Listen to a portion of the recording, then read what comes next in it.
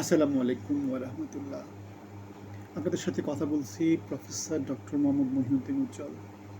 আপনারা ইতিমধ্যেই জেনে গেছেন যে বাংলাদেশের রাজনীতিতে নির্বাচনী সহিংসতা শুরু হয়েছে। আমাদের আমার বাংলাদেশ বা এবি পার্টির অন্যতম শীর্ষ নেতা ব্যারিস্টার আসাদুজ্জামান ফুয়াদকে তার নির্বাচনী এলাকা বরিশালের মুলাদীতে মবের শিকার হতে হয়েছে, তাকে লাঞ্ছিত করা হয়েছে এবং তিনি তার প্রতিক্রিয়া জানাতে গিয়ে আজকে সাংবাদিক সম্মেলন করেছিলেন এবং তার বক্তৃতা পুরোটা শুনেছি। সেখান থেকে তিনি একটা আহ্বান জানিয়েছেন যে দেশকে ঢেলে সাজানোর আগে তারেক রহমানকে নিজের দলকে সাজানোর আহ্বান জানিয়েছেন। সেটা সত্য কথা। Charity begins at home. আমরা অনেকদিন থেকে বলে আসছি বিএনপি তার দলের মধ্যে সংস্কার না এনে, আধুনিকতা না এনে বাংলাদেশকে ভালো কিছু কোনোভাবেই দেওয়ার সক্ষমতা তাদের নাই। Charity begins at home.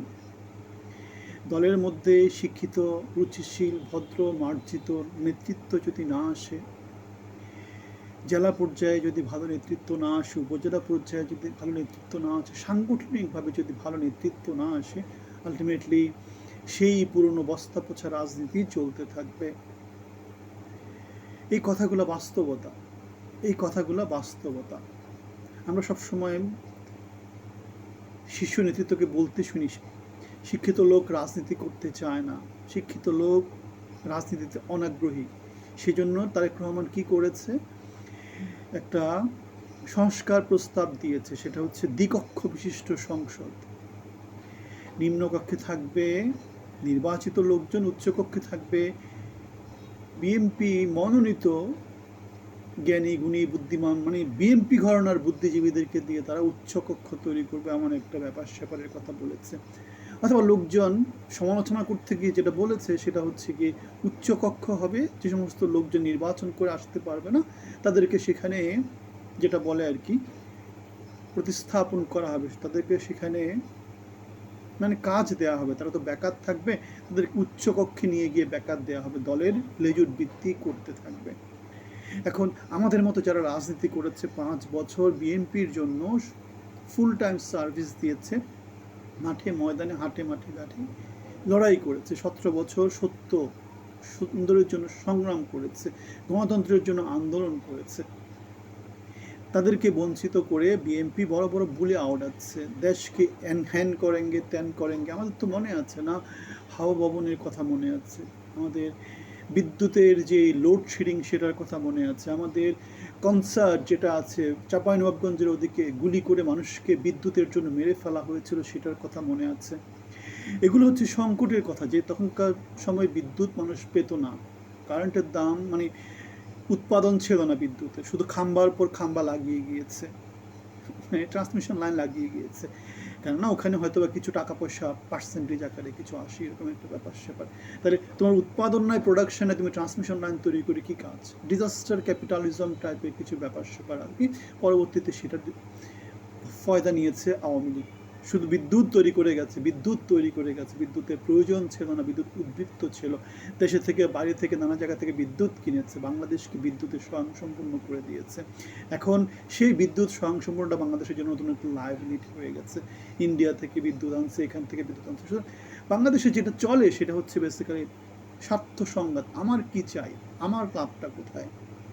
বাংলাদেশের জন্য লাভ হতে হলে দলের মধ্যে যে ব্যারিস্টার ফুয়াদ যে কথাটা বলল, রাজনীতি সবাইকে করতে দিতে হবে। এভাবে হাসিনা সরকারের মতো ফ্যাসিজমের মতো নতুন করে যদি রাজনীতি করা হয়, সেক্ষেত্রে ফ্যাসিজমের ধারক এবং বাহক আওয়ামী লীগ সরকার যেভাবে দেশ থেকে পালিয়েছে, বিএনপিও হয়তোবা কিছুদিন মানে মানুষকে যেটাকে বলে আর কি বঞ্চনার শেষ সীমায় নিয়ে যেতে হবে। মানুষ অলরেডি বঞ্চিত।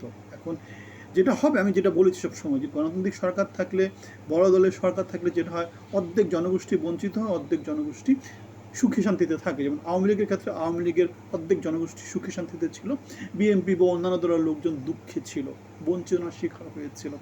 এখন আওয়ামী লীগের যারা শোষণ করে নিয়ে চলে গেছে তাদের এখন কোনো সমস্যা নেই, বিএনপির লোকজন এসে এখন নতুন করে শোষণ করবে, তাহলে আবার অর্ধেক অর্ধেকের মধ্যে ভাগ হয়ে যাবে। এই যে এই সংস্কৃতি, বঞ্চনা, শোষণের যে ইতিহাস, সেই ইতিহাস কবে বাংলাদেশের আপামর জনসাধারণ পাবে? সেটা পেতে হলে সবাইকে নিয়ে চলার সংস্কৃতি চালু করতে হবে, যেখানে মেধা যোগ্যতা হবে এগিয়ে যাওয়ার একমাত্র পথ, যেখানে এই যে আমাদের যেই ইজম, চাঁদাবাজি, মাস্তানি, দখলদারি, খুন, রাহাজানি, এগুলো থেকে বেরিয়ে আসতে হবে। যদি বেরিয়ে না আসা হয় তাহলে বাংলাদেশ কখনোই আগাবে না। ব্যারিস্টার ফুয়াদ যে লাঞ্ছনার শিকার হয়েছে সেটা নব্য ফ্যাসিজমের একটা সংকেত আমাদেরকে দেয়, গণতান্ত্রিক প্রক্রিয়ার সংকেত আমাদেরকে দেয় না। গণতন্ত্র মানে প্রত্যেকের কথা বলতে পারবে, সেখানে কেউ কারো উপর চড়াও হতে পারবে না। সুতরাং দেশকে ঢেলে সাজানোর আগে তারেক রহমানের নিজের দলকে সাজানো উচিত, এটা তারেক রহমানের কর্তব্য।